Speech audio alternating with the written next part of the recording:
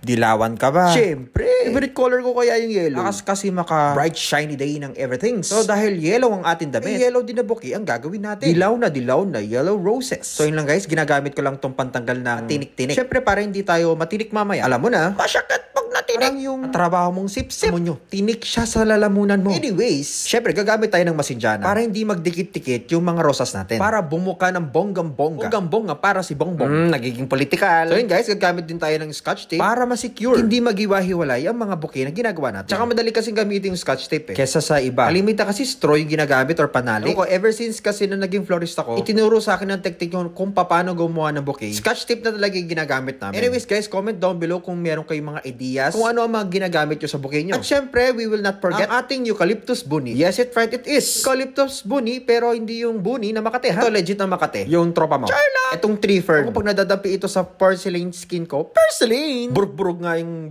balat ko. Kung Makati nga, Makati siya. Ako lang, ha? Baka kayo din, Makati.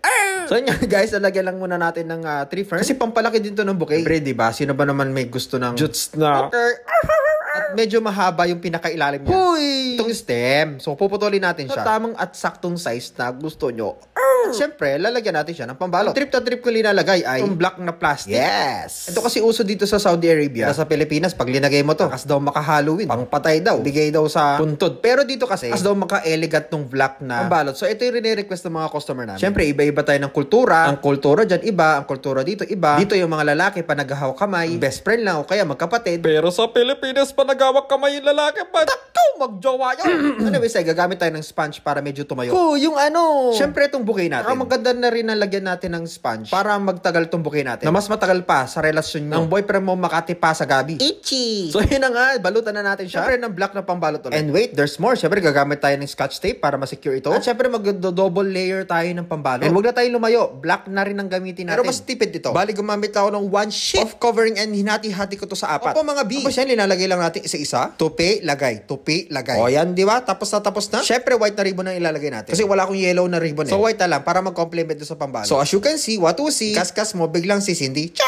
ay lang, rolyo ko lang yung Ribbon and gugupitin natin siya sa gitna of the center of the worlds. kasi para mas maging buka ang ating ribbon. Kasi pag hindi mo ginupit yan, pag binagbag mo na yung ribbon, hindi na siya bubuka. babalik lang yung ribbon. Sa pagkakarolyo. So yun guys, ayan, binabagbag ko na siya. Naglalayo-layo. Yung purpose yan kung bakit ko ginupit yung pinakagitna niya. And syempre, maglalagay din tayo ng gypsophilia Para para mas maging maganda at mas maging malaki yung arrangement natin. Yan lang guys, isingit-singit lang natin siya sa mga bulaklak.